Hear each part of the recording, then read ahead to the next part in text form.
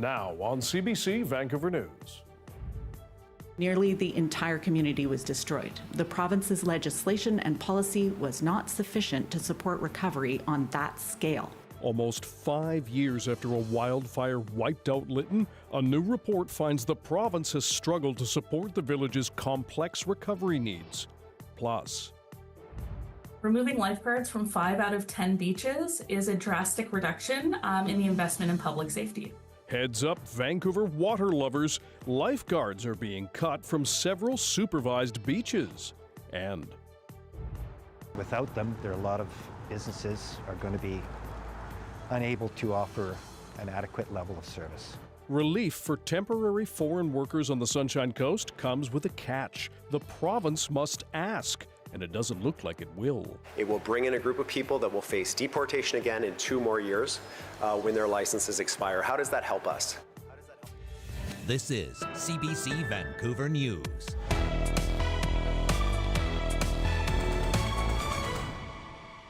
Hello, I'm Dan Burritt. Thanks for joining us. Almost 5 years have passed since a massive wildfire destroyed most of Lytton in the Fraser Canyon. Now, BC's Auditor General says the province was not prepared to respond and initially expected the devastated community to lead its own recovery. The CBC's Katie DeRosa reports. Tricia Thorpe and her husband Don have settled into their rebuilt home on the outskirts of Lytton. Nearly 5 years after it and most other homes were leveled by a fast-moving wildfire. The blaze on June 30th, 2021, killed 2 people. The house that was built with love and friendship. The couple did not have fire insurance, and their location outside the village boundaries meant they didn't get the same provincial funding to rebuild. $0 in terms of recovery. Thorpe is critical of what she calls the government's 2-tiered response. There's nothing worse than feeling like you've been abandoned when a disaster happens. She says a new report on the fire fails to look at those inequities. BC's Auditor General acknowledges her report focused on the province's response after the wildfire and not the gaps for rural residents. The report does find the BC government was not prepared to respond to the scale of the disaster and expected the village of Lytton to lead its own recovery. Its 6 employees were quickly overwhelmed by the magnitude of the devastation. That prompted the province to step in, but the report found a lack of oversight in how recovery money was spent.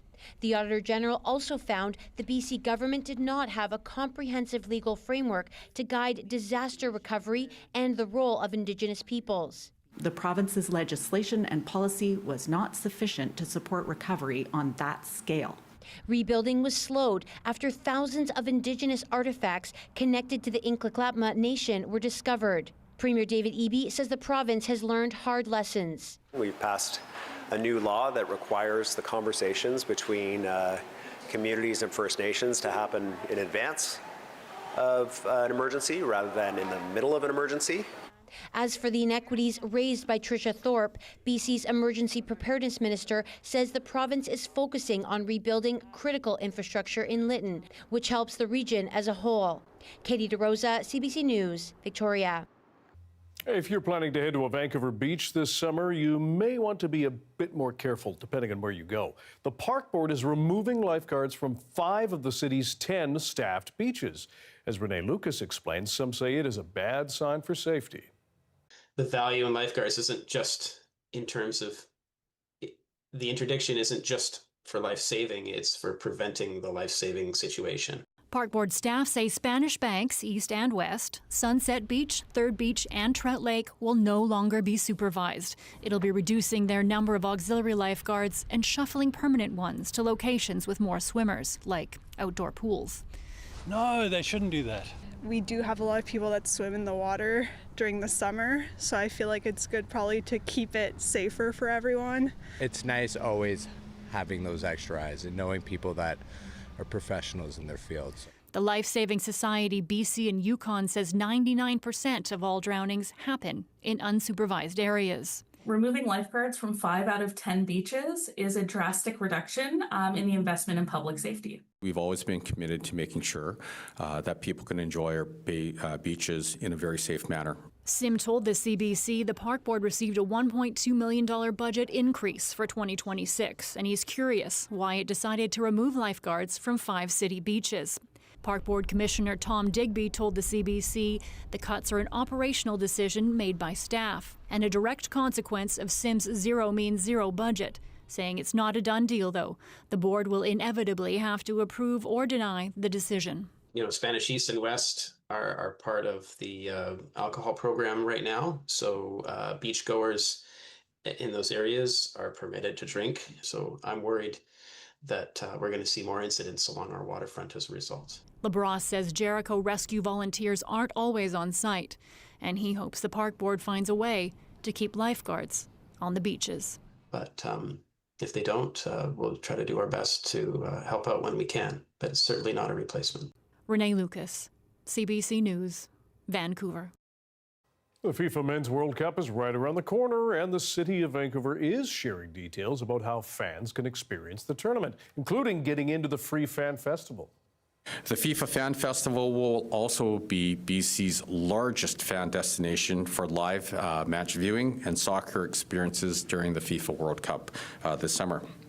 Now, it was incredibly important to all of us that there would remain free and open opportunities to enjoy watching these matches.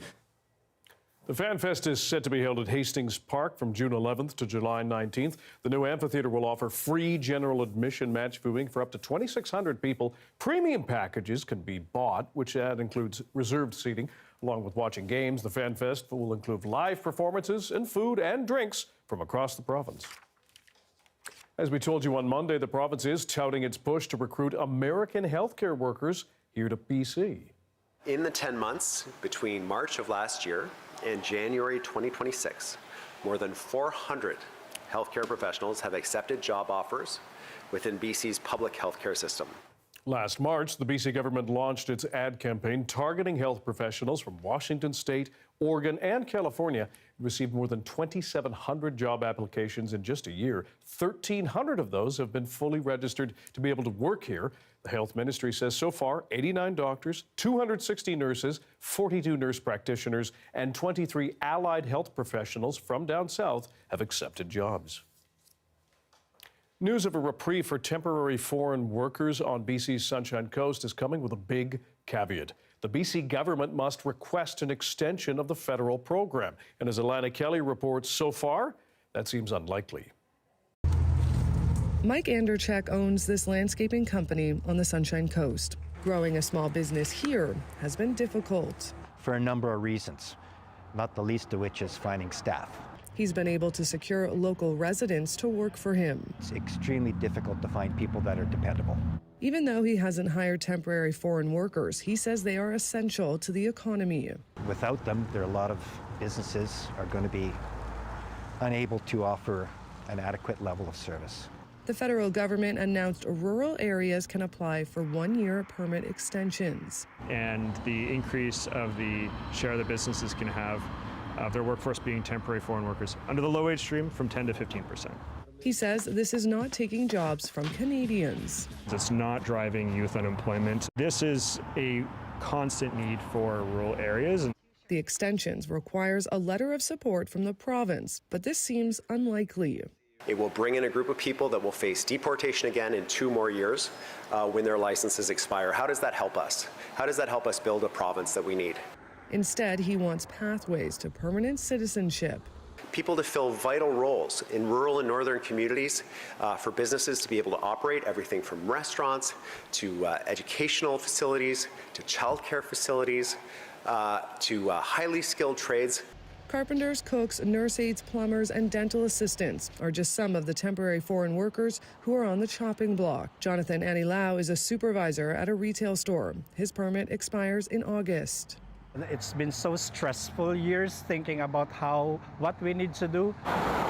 The mayor of Sechelt and Gibson says their economies rely on these workers. It's largely around childcare and healthcare, and there's just an unquestionable need actual vacancies in those areas. Work BC says the unemployment rate for Vancouver Island and the Sunshine Coast was 4.5% in December 2025. Elena Kelly, CBC News, Seashot. Well, many lower mainland ski hills have received a soggy spring break. A weekend snow dump brought many people to Sun Peaks near Kamloops. We had a surprise 20 centimeters in the last 48 hours or so it's been adding nicely to our base. And the base has actually been sitting at around 200 centimeters at our peak at this time of year, which is pretty great considering we've had, a little bit of ups and downs with the temperatures throughout the season. The mid-mountain snow base is sitting at 166 centimeters, while that alpine is at almost 200. The high at Sun Peaks was 9 degrees with a low of 3. It is expected at least the high to hit double digits later this week. Now, it's another rainy day for parts of BC's coast as Environment Canada upgrades several rainfall warnings. BC's central coast and the west coast of Vancouver Island could see up to 200 millimeters of rain by Wednesday. The biggest impacts are likely to be debris coming down, maybe washing out some of the roads, things of that nature. Some of those creeks and basins respond incredibly quickly, as you're well aware, to precipitation, especially going up the sea to sky. A lower level rainfall warning is in place for Whistler, Howe Sound, the North Shore, and the northern part of the Fraser Valley, as well as inland portions of Vancouver Island. BC's River Forecast Centre says as temperatures get warmer this week, snowmelt could put another 150 millimeters of water into our rivers. The weather update is brought to you by Paul Davis Property Restoration Experts. When things go wrong, we do what's right.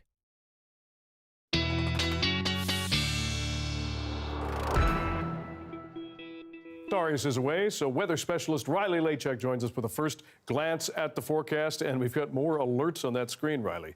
Yeah, and I'll start with the orange level rainfall warning. You heard some of that just now. It's not, Dan, just because of the sheer amount of rain that parts of the west coast of the island and the central coast are looking at as we get into the middle part of the week here. It's what could happen, that enhanced risk of flooding as we see those freeze levels rising and some of that snowpack melting as we get through the next little while here. We do have a yellow level rainfall warning in place for parts of North Vancouver down through Abbotsford and a winter storm warning in place for the Sea to Sky Highway in Whistler. Again, not because of the snow necessarily, but because of the melting snow and some of the rain that's now been falling. We'll talk all about this and your long range when I come back. Sounds good. Thanks, Riley.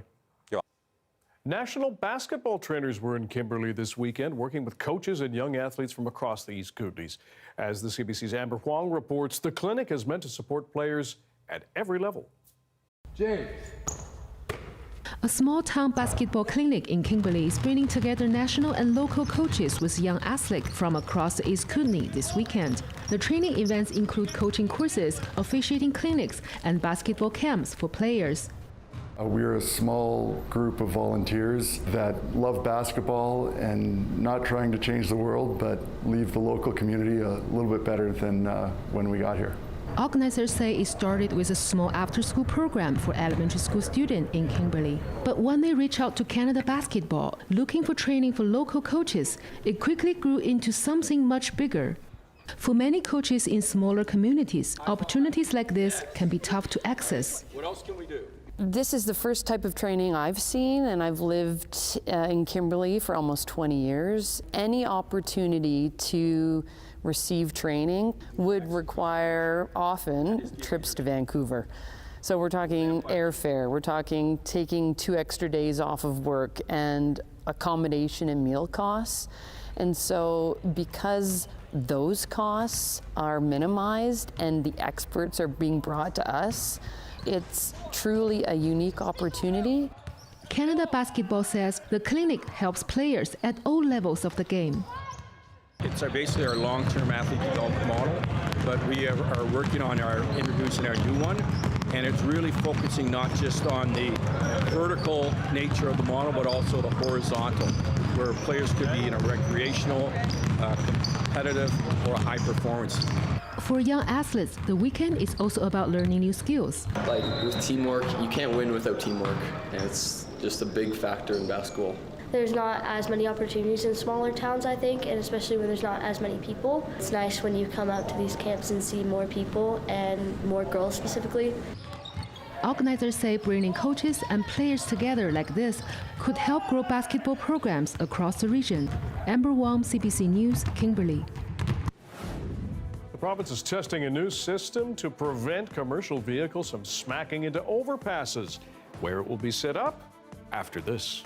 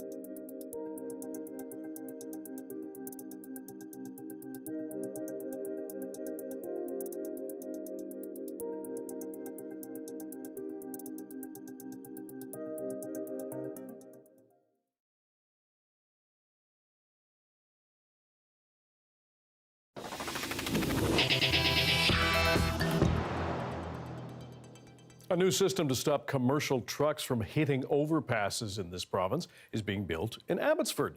The government is testing to see if it's worth putting near other crossings in the future. Keir Juno says that story. Dozens of overpass strikes in BC have cost a lot of time and money to fix over the past few years. It's because commercial drivers have been making critical errors. With professional commercial drivers, we expect better, and we should get better. The latest effort to stop strikes is a new overheight detection system getting built and tested here on westbound Highway 1 before the number 3 road overpass hit 6 times since 2021. Over the next few years, what influence does it have on bridge strikes? How often are we detecting drivers who are reaching this and having vehicles over height? This system uses a combination of infrared laser beams and in-ground sensors. Infrared beams set at the height of the overpass are shot across the highway at 2 stations, also equipped with in-ground sensors to detect a vehicle. If a vehicle is too high, the laser beam breaks. Both stations, set 50 meters apart, must be triggered to rule out any false activations from things like birds, fog, or loose tarps. Once triggered, the beacons start flashing, and the driver must head to a pullout and call a number for assistance in adjusting their load. State says this system is more comprehensive than what's been done before. Sometimes it's easier for drivers to be less compliant because they get complacent about the information. In this case, the series of beams have to be broken twice for then it to confirm that, yes, this isn't a one-off. The number of strikes has been trending down over the years after the provincial government raised penalties on offenders in 2024. Up until 2023, we had what we were calling a collective rot set into the system, into the industry, where people just weren't paying attention. Dave Earle suggests cost cutting has also led to safety impacts. It starts with the customer looking for that $50 cheaper run. And what that does is it drives rates down and drives carriers into cheating and not caring. Sending wrong equipment, poorly trained drivers, not spending the money on people to train them properly. In the meantime, the detection system at Number 3 Road is expected to be up and running by June. Keir Juneau, CBC News, Abbotsford. A city councillor in Parksville says more and more people are worried about population growth and water. As Claire Palmer explains, the concern comes as the Mid-Island snowpack is lower than usual. Water, a seemingly endless resource, but some in Parksville are worried about its future. As the Mid-Island population continues to grow, some are asking, when is too much? It was a long but overdue discussion. Water obviously comes up in a lot of local governments as a topic. This specific one was about water infrastructure and storing the water. Parksville is a beach community of just under 14,000 people, with that number increasing substantially in the summer months. And it's projected to continue growing, putting more pressure on an area that has had drought conditions in 4 of the last 5 years. We hear a lot of questions of why are we building a lot of homes, except for we have longer drought periods and more water restrictions. How does this all work? And so that's really the concern that I hear from the community, and that's what I wanted to bring to council. The city of Parksville gets its water from 2 main sources. The Englishman River, controlled by the Arrowsmith Dam, which can hit low levels in the summer months. And this aquifer that feeds wells, with a recent report saying it's nearing dangerously low levels. I think slower growth here. I know a lot of people want to come here. There's way too many sky-rises, apartment buildings being built for what we can have for water supply. The city says it can't incorporate Woods' motion into its official community plan, and that the city needs to plan for growth, not curtail it. Parksville Mayor Doug O'Brien also cautioned Wood and the other councillors against coming to conclusions about water infrastructure too soon. I get at the fact that we have the public that is very confused. All the building going on and all the water conservation codes that we do in the summertime. A water report is expected from an independent engineering firm in the coming months. Claire Palmer, CBC News, Parksville. A good day for kiteboarding on the Goose Spit in Comox. Sunshine made an appearance earlier, but the rain is set to return. Riley Laychuk has your BC-wide forecast coming up.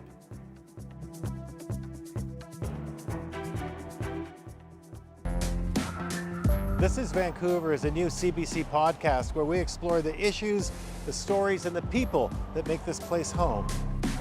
Listen to This is Vancouver wherever you get your podcasts.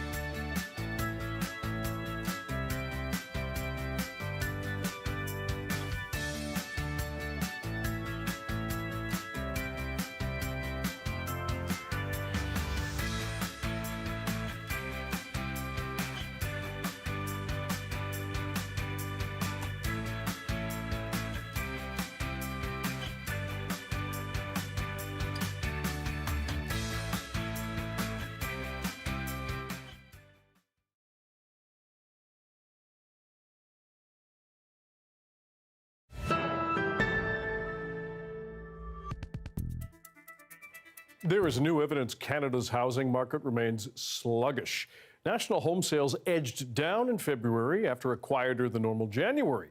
As Nisha Patel explains, sellers are hoping pent-up demand will soon breathe new life into that market.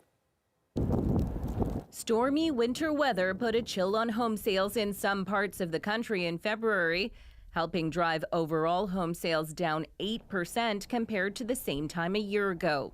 Potential buyers may also be feeling uncertain about a shaky economy and a slow job market. A lot has to do with confidence that is lacking right now. It's been lacking over the last several months. The sinking demand is pushing prices lower. The national benchmark home price coming in around $661,000, down 4.8% year over year. Since hitting a peak in 2022, prices have now tumbled 20%. Affordability is still a significant issue, despite having improved quite notably over the last year and a half. The housing market is also adjusting to lower population growth after the federal government tightened immigration policy.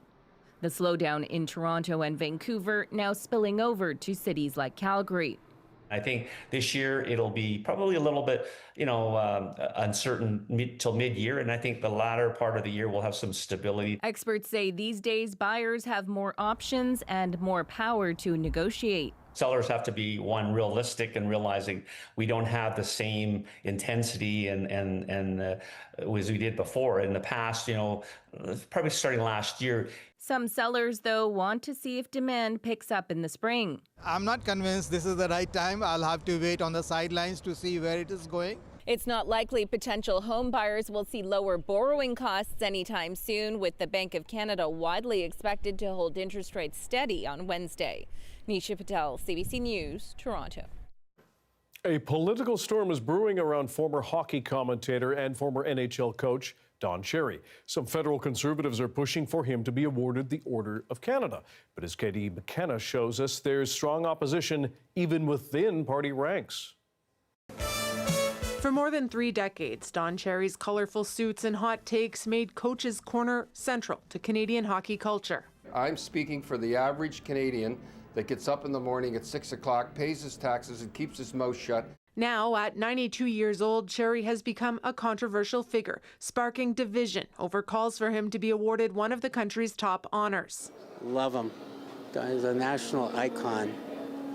Grew up watching him. I know he said some things that are a little bit off, but it was always pro-Canada.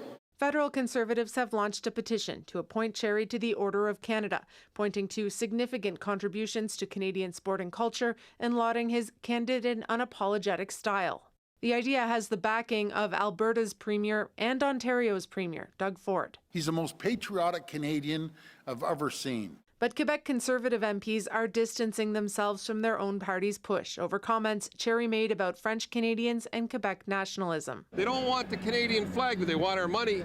Saying this about the Quebecer chosen to carry the flag at the 1998 Olympics. Then we pick a French guy on some ski and nobody knows about. He complains. Jean-Luc Brassard is a gold medal winner. His eventual firing came in 2019 over this line about immigrants. You people love you. They come here, whatever it is. You love our way of life. You love our milk and honey. At least you could pay a couple of bucks for a poppy.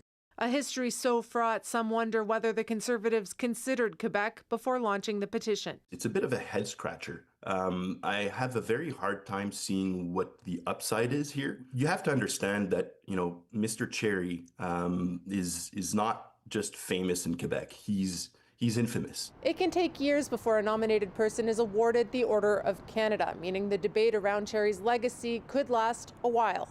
Kate McKenna, CBC News, Ottawa.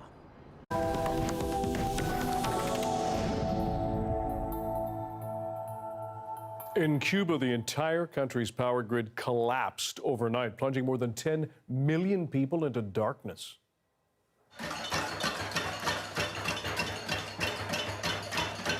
Crowds hit the streets of Havana, banging pots and pans to protest the government's handling of the country's ongoing energy crisis. This blackout, the latest in a series of major outages due to an aging power grid, a situation made worse by the U.S. blockade on oil deliveries from Venezuela. By morning, electricity was restored to much of the island. A deadly airstrike on a drug rehab hospital in Kabul has killed more than 400 people and wounded about 260 more. That's according to the Afghanistan's Taliban government, though it was not possible to independently confirm the number of dead.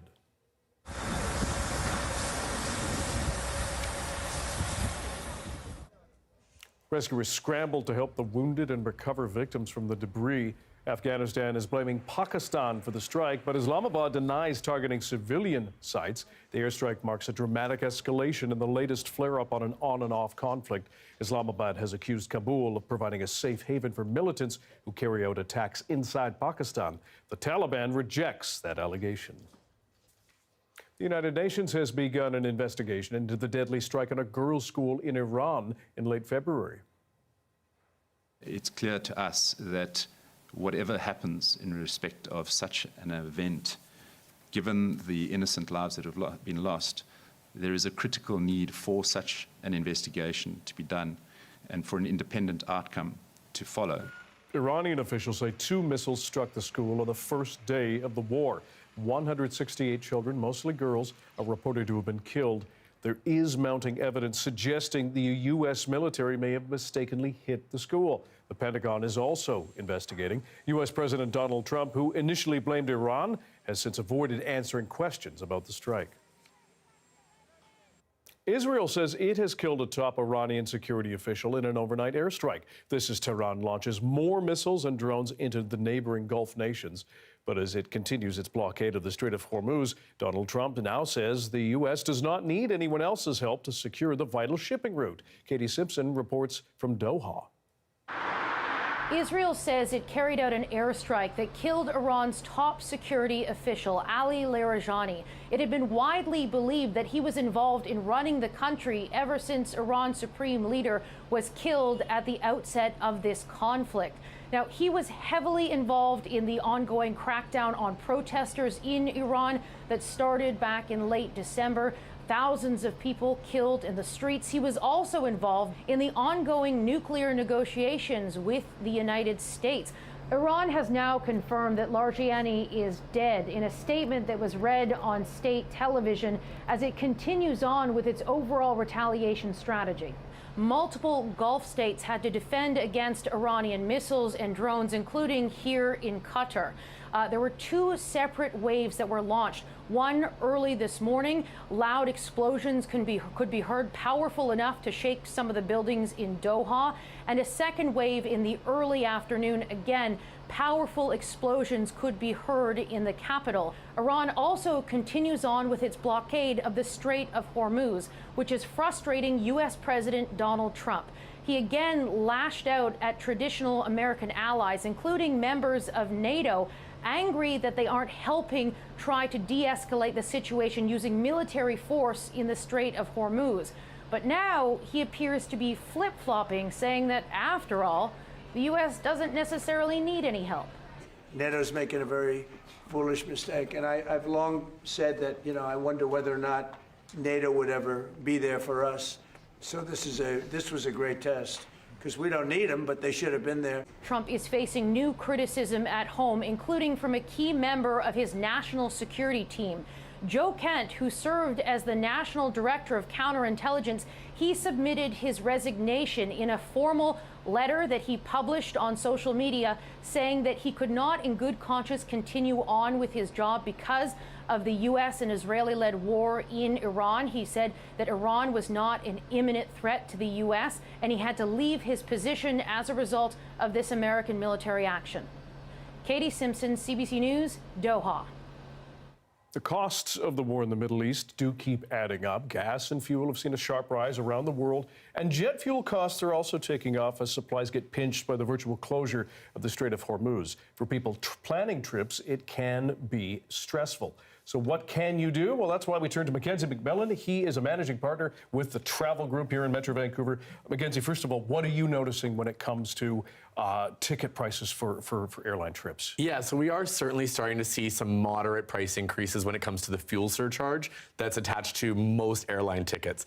Something to understand is that fuel surcharges are not consistent among every route and every market, so there is some fluctuation, and for a consumer, there may not seem to be much rhyme or reason into how much the fuel surcharges are. But what we are seeing right now is probably about a 10 to 15% increase in the fuel surcharge segment of your ticket, which generally is about 50, could actually be as much as 50% of your whole total ticket cost. So we are seeing some increases there. Are you seeing any particular destinations, routes that are seeing higher costs? Yeah, pretty much. Demand, perhaps? Yeah, pretty much anywhere that has a fuel surcharge, we're seeing a bit of an increase. But yes, you're right. Where demand is what really drives ticket prices. That's where you see the largest increases in fares, especially the closer you get to travel dates. So where we're seeing right now is Europe. We've seen some days that have very good deals, but most days now are considerably higher than what we were expecting for this year, and certainly much higher than years past. So the demand for Europe is quite high, and that's also compounded by Canadians choosing to travel to Europe as opposed to maybe traveling to the United States this year. So. Any dollar figure you can attach to that between like how much more it's costing you now? Yeah, it's a little bit hard to say because it depends on what the route is. But if you look at an average route like a Vancouver to London, which is a very, very popular route out of this region, we're seeing somewhere between a 15 to 20% overall increase in the average airfares. Now they obviously some days have nobody booked on them and they'll be quite a bit less expensive, but for the average pricing, it is quite a bit higher now. When travelers come to you and say, I'm trying to figure out whether this is going to, make or break my trip, what's the best pieces of advice you're offering? Well, the best advice I have is that if you are planning to go somewhere and you're kind of weighing out the benefits of it, if you do want to go, you should book the ticket as soon as possible. Because once you book a ticket, not only do you enter into a contract with the airline, but they enter into a contract with you. And so you won't see the fuel surcharge, which is maybe the biggest concern right now with the fuel issues. You won't see the fuel surcharge increase after you purchase the ticket. So the sooner you purchase the ticket, the more likely you are to have a price that you can live with. I think that it's very possible that prices are going to continue to rise through the summer as demand ramps up, but also if the situation in the Middle East continues to occur or get worse. And lastly, we appreciate your time. How much longer do you think it would take if and when the Strait of Hormuz is open for prices to perhaps come down? Yeah, that is kind of the $10 million question, because we did see there was an expectation after the war in Iraq that fuel prices when the fuel prices did drop, that fuel surcharges would disappear, and they didn't. So it's really hard to say if the airlines will bring down those fuel surcharges once fuel prices start to drop, or if they'll just keep them in place to help with their overall profits. So we don't really know at this point. We have seen fuel surcharges go up and come back down, but it's just a very difficult thing to predict right now in this very unpredictable travel world we live in now. Indeed. Mackenzie McMillan with the Travel Group, we appreciate your time and expertise. Thanks for joining us. Thanks for having me. Up next, 6 years since the start of the COVID-19 pandemic. We're going to hear from BC's Provincial Health Officer, Dr. Bonnie Henry, about what she's learned about pandemics and human nature since 2020.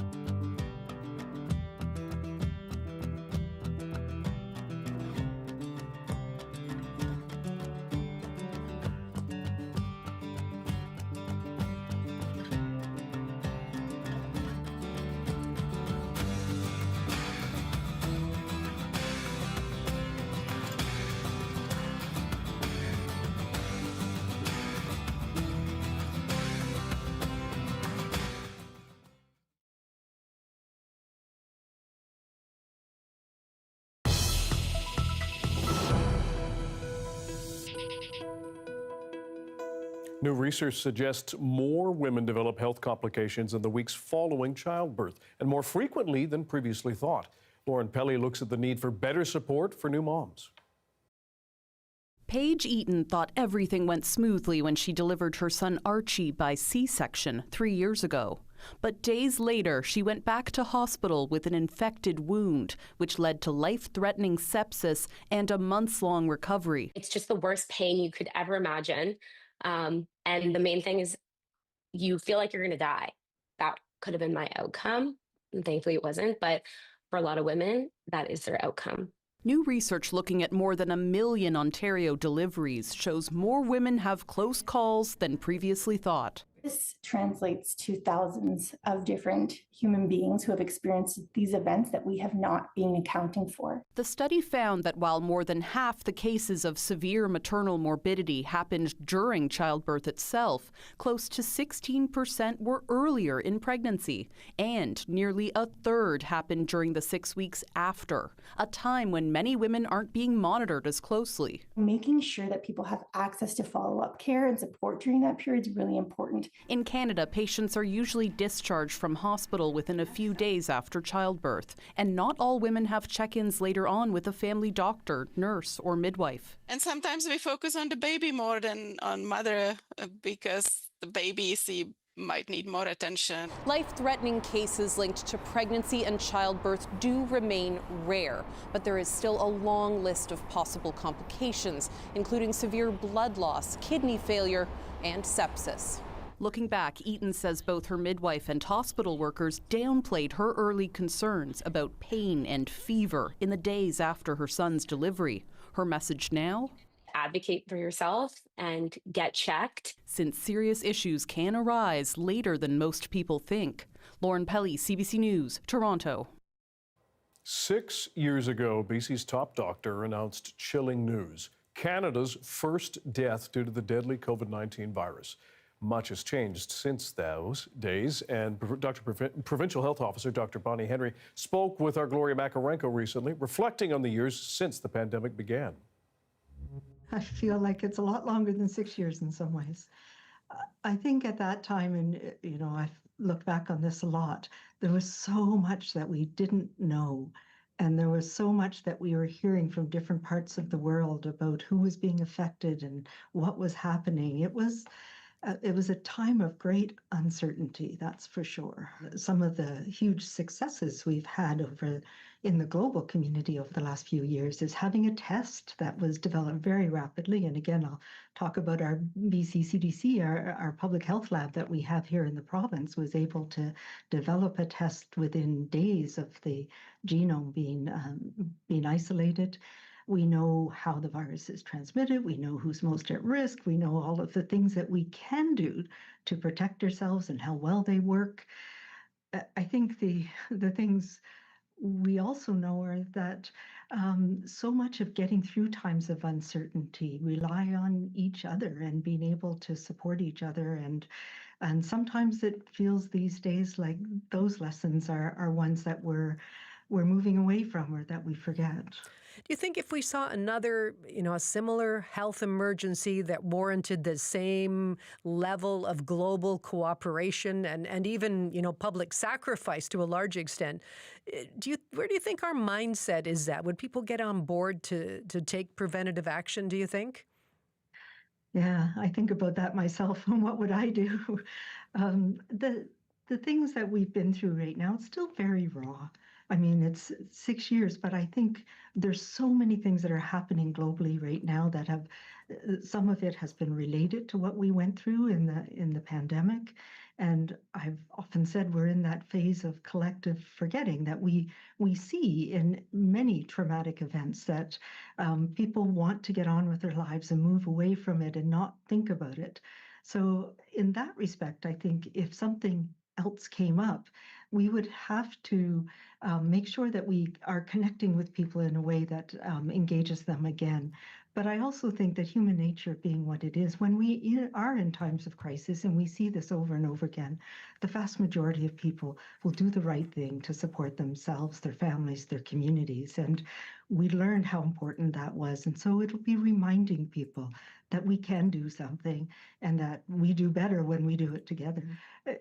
People still come up to me and sometimes they burst into tears because I remind people of a very difficult time in their lives. And, that's unsettling. One of the things that I talk about a lot is that, that moral dilemma that we're in, where any decision we make has harms to people who are most affected by the virus, for example, but also negatively affected by the measures that we put in place. And how do we balance those better? How do we make people more aware of the trade-offs and get better input into those trade-offs as we're making those decisions? Although it's easy to say that now, and when you're having to make decisions very rapidly with very changing information, it's very challenging. So having that ethical framework and having that input from people in the community before we hit the next crises can be really, really helpful. The weather update is brought to you by Paul Davis Property Restoration Experts. When things go wrong, we do what's right.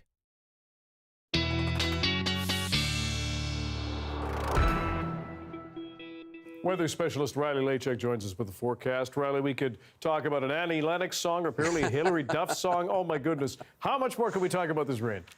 Yeah, I know. You know what? There is a bit of a light at the end of the tunnel, Dan. I'll get to that in the long-range forecast. It might take us a bit to get there, but it's coming. I'm going to start with the upper-level winds. Big picture here, because this is what's really been driving this rain in, particularly on the island and parts of the south and central coast. And you can see through the day how this has kind of ebbed and flowed north and south. And that's why parts of the central coast, parts of the south coast through Metro Vancouver have gotten into some of these more waves of rain where there's been a bit of a lull. I mean, it was mostly cloudy in Vancouver for a good part of the afternoon. And then you start to get into some of these heavier bands. That's all because of where the jet stream is situated. And you can kind of see that on satellite imagery as it pushes over the southern half of the province and across the prairies, aided in part by an area of low pressure over Alaska and high pressure that's situated over the southern United States. So all that impacting the weather right across BC as we get through the next couple of days here. So as we advance this into Wednesday, you can see some of those bands of rain starting to push back into parts of the southern coast of the island and parts of the southern mainland. As we get into the day, we get into a bit of a lull through the middle half, and then that ramps up again as we get toward the later part of the afternoon and into the evening hours. So it will come in waves as we get through the next few days. And again, a lot of this also has to do with some of these warmer temperatures that we're getting and those freeze levels that rise, particularly in the higher elevations, enhancing not only the flood risk, but also the avalanche risk as we head toward the weekend here. We do get a bit of a break. This is the long-range model, and you can see as we get into Saturday, bit of a break. A dry slot starts to form into some of this as the next system starts to prep itself to come in as we get into the early part of next week here. All said, we are looking at rainfall totals. What you're looking at on the map here is in addition to what we've seen already. So another 60 millimeters or so through parts of Metro Vancouver and parts of the south coast. Temperatures close to 20 degrees and into the interior as we head through into the day on Wednesday. And then there is that dry slot, like I mentioned, Dan, coming as we get through Saturday and the early part of Sunday before we start to see some of that rain moving back in next week. Okay, we'll hang on until the weekend. Yes. Thanks, Riley. You're welcome. A celebration on the eve of Nowruz, the Persian New Year. The fire festival being held during a very turbulent time. We head to West Vancouver next.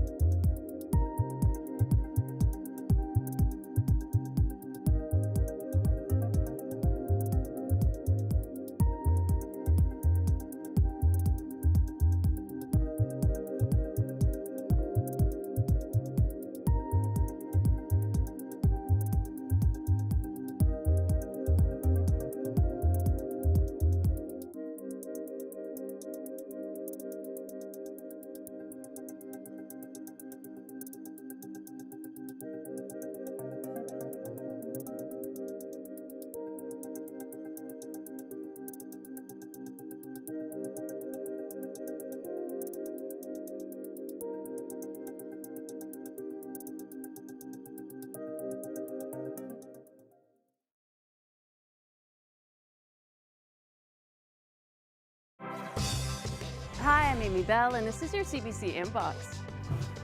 Join CBC on Saturday, April 11th at the Vancouver Fasaki Festival, a Sikh celebration of the coming of a new year. While you're there, be sure to drop by the CBC tent to say hello and enter for a chance to win some fun prizes. And never miss a special programming series, event, or contest. Subscribe to CBC's e-newsletter and keep connected with us. Members of Metro Vancouver's Iranian community are celebrating the Persian Fire Festival to welcome a new year later this week. The celebration comes with worry, though, for loved ones caught in the war in Iran. Our Jana Bailon is at the event at Ambleside Park in West Vancouver. Plenty of fire, plenty of noise. Jana, how are things looking there? It's looking really festive, Dan. As you said, plenty of noise. It's actually the music playing over here from where I'm standing. I can smell the grill, so there will be some kebabs I'll be trying after we speak here tonight. Now, the venue here at Ambleside isn't too crowded yet, but organizers say they expect more people to be coming in through the night. The event will last until 10 p.m. tonight. And yes, Iranian Canadians, members of the community here in Vancouver, are celebrating the Festival of Fire that takes place on the eve of the last Wednesday before Nowruz, Persian New Year. And we, as the name suggests too, Festival of Fire, the main event is the fire jumping. You can see it ongoing here behind me. We spoke to the organizer who told us about the significance of fire.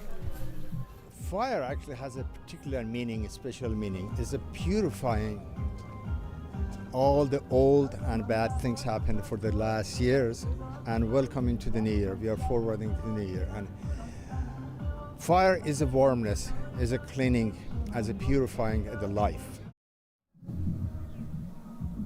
Now, Dan, he also told us that, while tonight is all about celebrating the new year, looking forward to the year ahead, it's also about honoring the lives of civilians who were lost in the recent violence and ongoing war back home. Dan?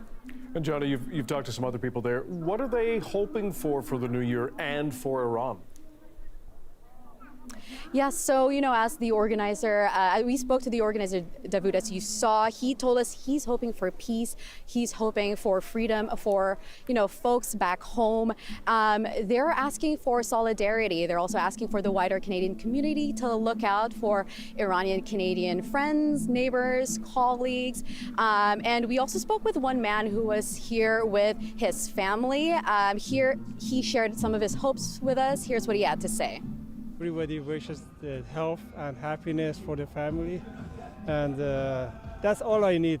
I don't want money or anything else. I'm happy with my life, and but my wish is for people who live in Iran, and right now they're in big stress and big problem. Sentiments shared by many in the community here. Back to you, Dan. CBC's Jana Bailon reporting from Ambleside Park in West Vancouver. Jana, thanks very much. And thank you for joining us on CBC Vancouver News at 6. You can watch this newscast on CBC Gem, our free app, as well as on YouTube and, of course, our website, cbc.ca/BC. Good night.